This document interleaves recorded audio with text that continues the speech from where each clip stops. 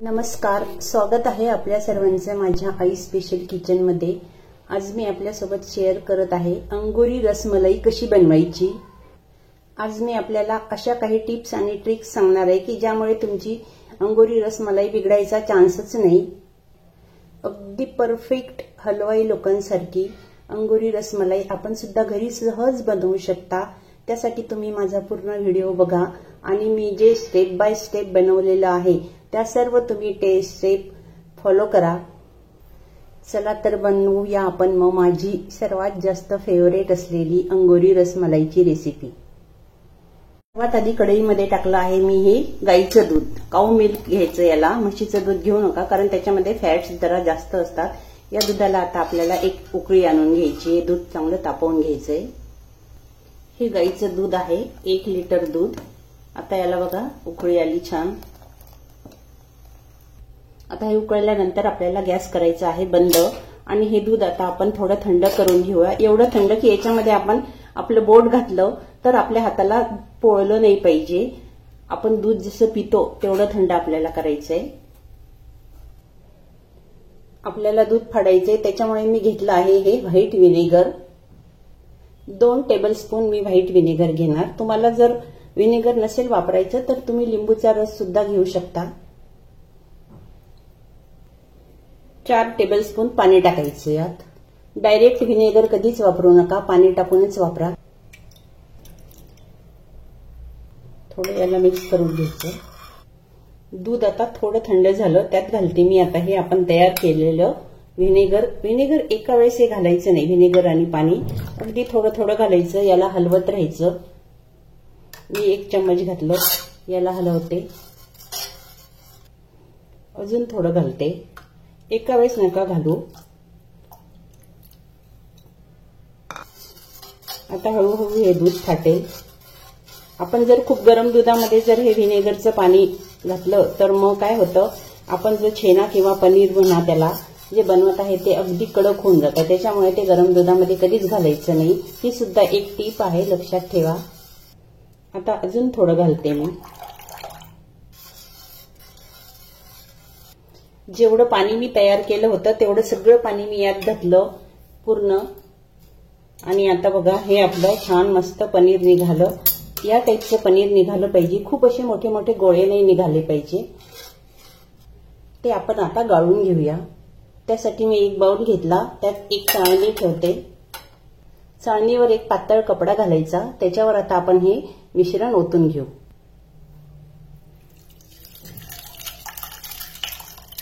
याच्यावर आता लगेच आपल्याला थोडंसं थंड पाणी घालायचंय, कारण याच्यातला आंबटपणा पण निघून जाईल आणि याची कुकिंग प्रोसेस जी असते ती पण थांबून जाईल। ह्याला आता आपण खूप जास्त पिळायचं नाही। जोपर्यंत आता ही धार मोठी पडतीये तोपर्यंत आपण याला थोडंसं प्रेस करायचं, खूप जास्त नको। आता हे जे खालचं पाणी आहे हे तुम्ही हवं असल्यास भाज्यांना किंवा कणिक भिजवायला वापरू शकता। यातलं एक्स्ट्रा पाणी निघून जावं म्हणून याच्यावर थोडंसं वजन ठेवायचं। तुम्ही खलबत्ता सुद्धा ठेवू शकता। मी हे बाउल ठेवले, याला आता आपण थोड्या वेळासाठी बाजूला ठेवून देऊ। रबडी बनवायला घ्यायची, त्यासाठी घेतलं आहे मी हे 1 लिटर फुल क्रीम दूध घ्यायचं। इथे मात्र गाईचं दूध वापरायचं नाही, इथे म्हशीचं दूध घ्यायचं। याला आता व्यवस्थित तापवून घेऊया।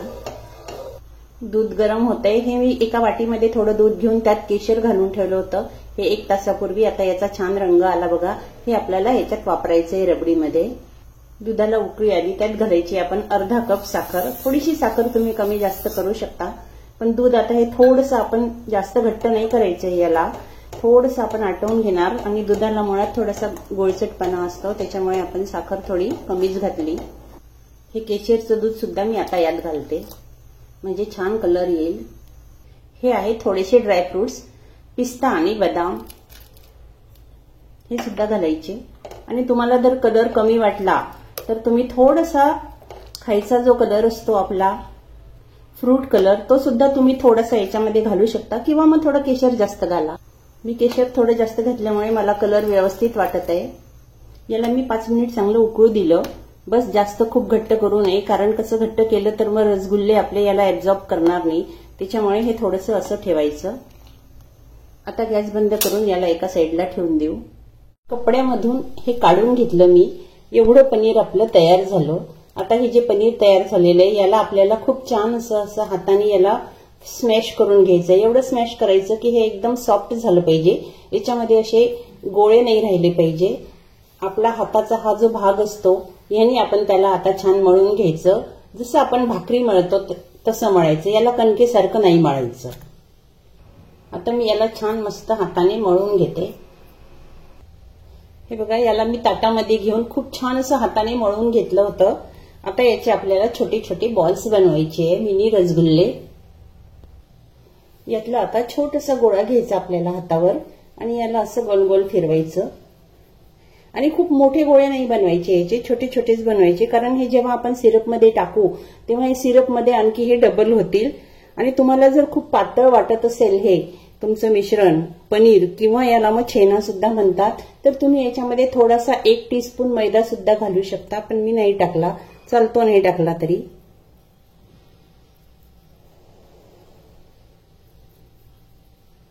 या पद्धतीने आपण आता सर्व छोटे छोटे बॉल्स बनवून घ्यायचे.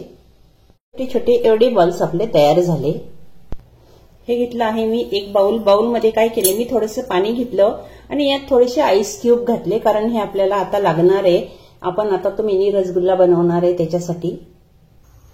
गॅसवर एका कढईमध्ये मी 1.5 लिटर पाणी ठेवलेलं आहे. त्यात घालायची आपल्याला 1 कप साखर. हे पाणी आता खूप छान उकळलं पाहिजे. याला अगदी खळखळ उकळी आली पाहिजे.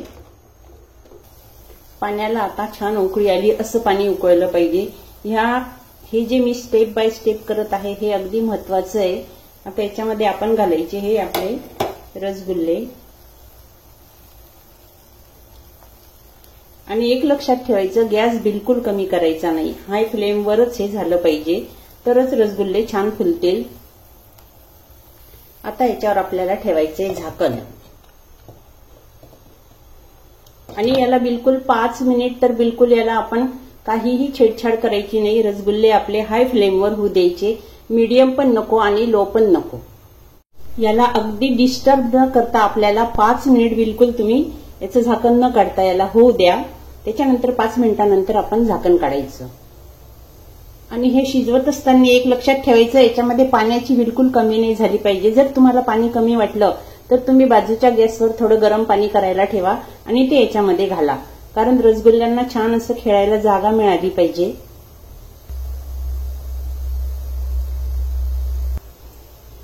याला 5 मिनिट झाले. याचं झाकण आता आपण काढून घ्यायचंय. बऱ्याच जणांचे रसगुल्ले पाण्यात टाकल्याबरोबर फुटतात. त्याच्या मागे कारण असतं. एकतर पनीर ते व्यवस्थित नीट मळलेलं नसतं, त्याच्यामुळे सुद्धा होऊ शकतं ते. आता आपण थोडंसं याला हलवूया, जास्त नको.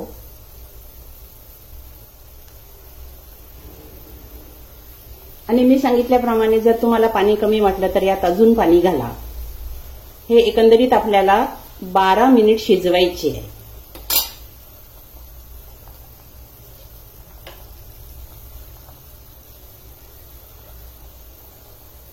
आता याच्यावर आपण परत एकदा झाकण ठेवायचं.